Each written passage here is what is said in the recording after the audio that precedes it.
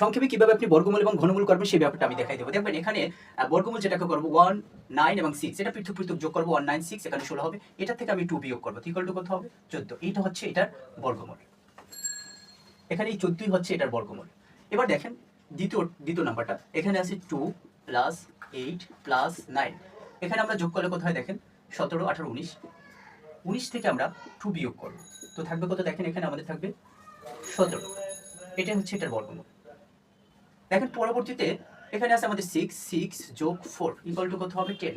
10 থেকে এখানে আমরা 2 বিয়োগ করব, এখানে কত হবে দেখেন? 8। এটা হচ্ছে এটার বর্গমূল।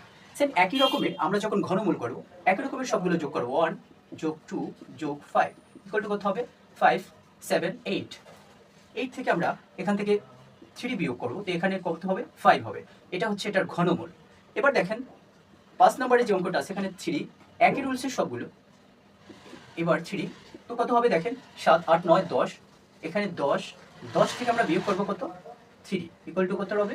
7। এটা হচ্ছে এটার ঘনমূল। এবার সর্বশেষ যে অঙ্কটা 2 যোগ 1 যোগ 6 ইকুয়াল টু কত হবে? 7, 8, 9। 6 আর 1 7, 8, 9। 9 থেকে আমরা বিয়োগ করব 3, থাকবে কত? 6। অর্থাৎ এটা হচ্ছে এটার ঘনমূল। এভাবে আপনি ক্যালকুলেটর ব্যবহার ছাড়া বর্গমূল এবং ঘনমূল সংক্ষেপে করতে পারবেন।